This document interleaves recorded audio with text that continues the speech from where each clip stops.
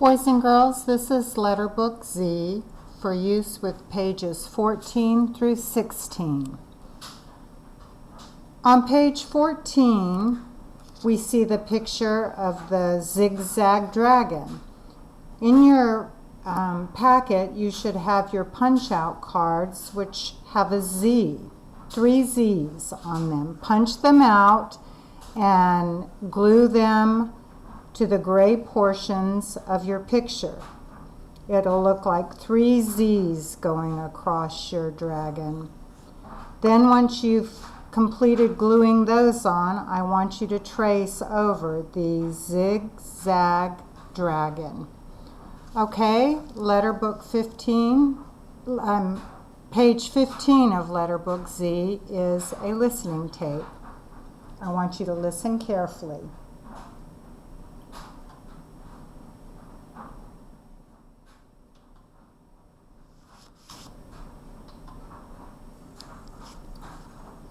This is Listening CD 12, Track 5, for use with pages 15 to 16 of Letterbook Z. When you hear this sound, look at the next picture. In this letterbook, you read a story about Tig, Ted, and Ed who made a dragon costume to scare Doll. You also made a zigzag dragon out of Z's.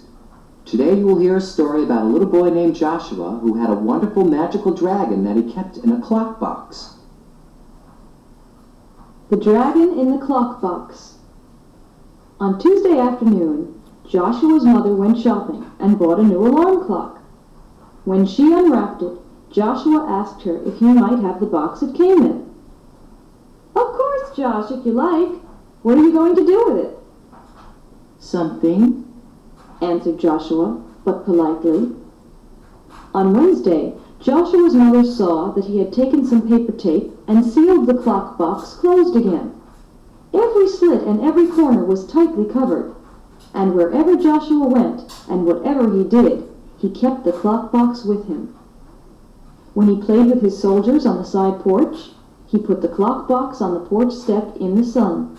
When he ate supper, he set it under his chair. When he went to bed, he laid it next to his pillow. "Can you tell me what you have in that clock box?" asked Joshua's mother when she was tucking him in. "Yes, I can. "Well, what?" It's a dragon's egg," said Joshua. "I see. Joshua, is it really?" "Yes, it is, really," said Joshua, and went to sleep. On Thursday at breakfast time, Joshua's father asked him, "How is your dragon's egg doing this morning, Josh?" "It isn't doing, it's just waiting." "What on earth is it waiting for?" asked Joshua's big sister. "For it to be time," answered Joshua. "I would like some toast, please." "Time to hatch, I suppose?" And Joshua's big sister giggled as she passed him the toast. "Yes, time to hatch," said Joshua, without even smiling a little bit. "I would like some jam on it, please." "I hear you have a dragon's egg in that box of yours," said Joshua's big brother when he came home from high school late in the afternoon. "How did it get there?" "The mother dragon laid it there," said Joshua. "Before." "Before? What do you mean before? Before what?" asked Joshua's big brother. "Before I sealed it up, of course." Joshua answered him, and he picked up the clock box and went out of the room with it. That evening, Joshua's father wanted to know how any air could get into the box when it was taped shut. "It doesn't need air yet," explained Joshua.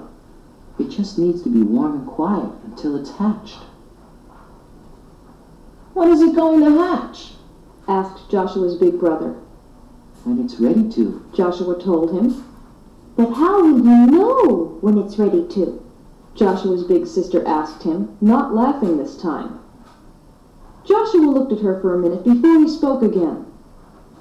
"I don't have to know. It will know." And then, in a whisper to himself, he added, "Silly."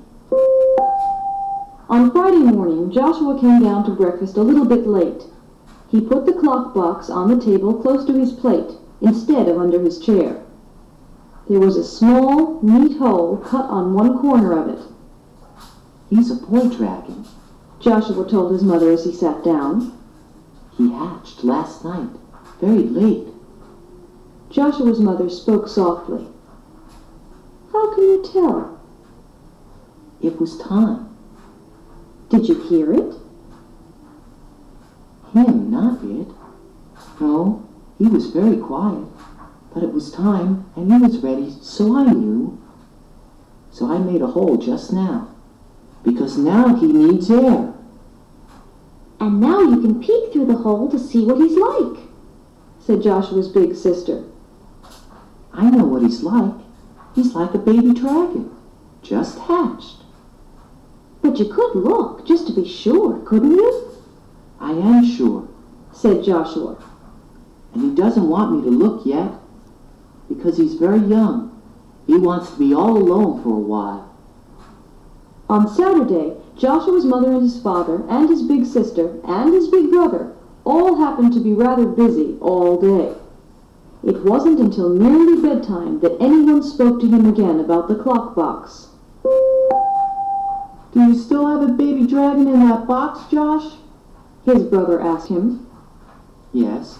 said Joshua. Have you seen him yet? Yes. Said Joshua. Now I have.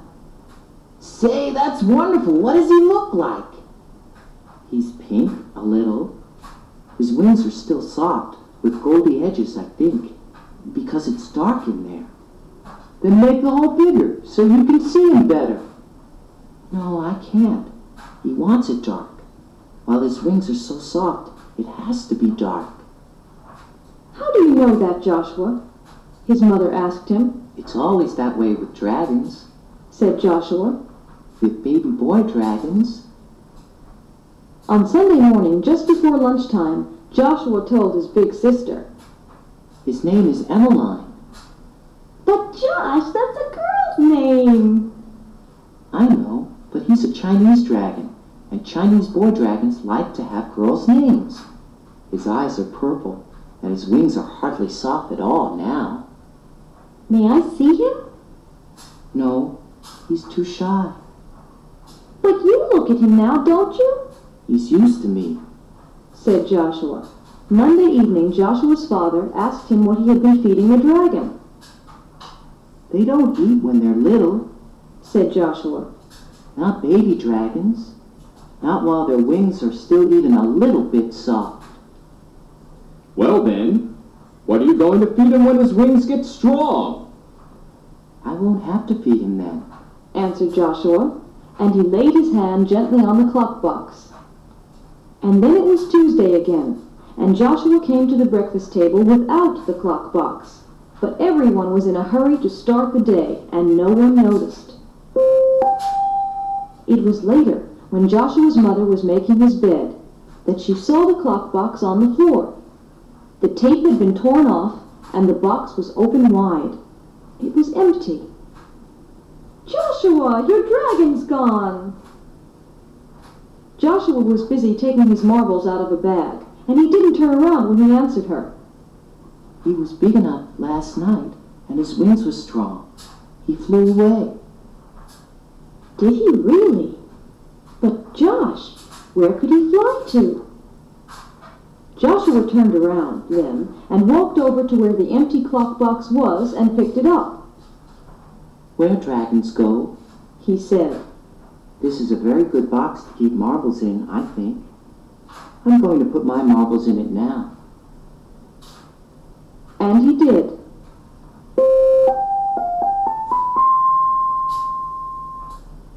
Now turn the page and get your pencils ready, so you will be ready to answer some questions about the dragon in the clock box. Look at the first row, the row with the ball in it. What came in the box that Joshua's mother gave him? Circle the picture of what came in the box.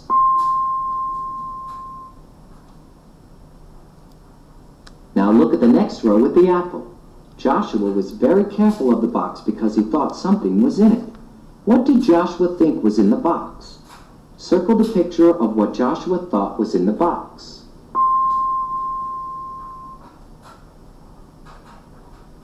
Now find the row with the umbrella. Did Joshua's family believe that there was a real dragon in the clock box? Circle yes or no for your answer. Did Joshua's family believe there was a real dragon in the box?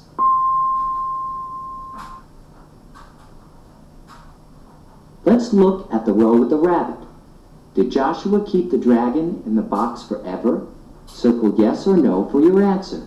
Did Joshua keep the dragon in the box forever?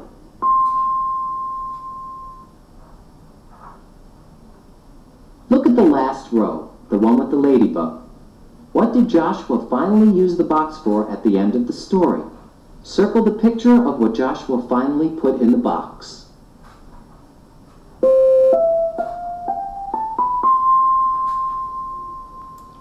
All right, boys and girls, that completes Letter Book Z, and that's the last letter book of the year.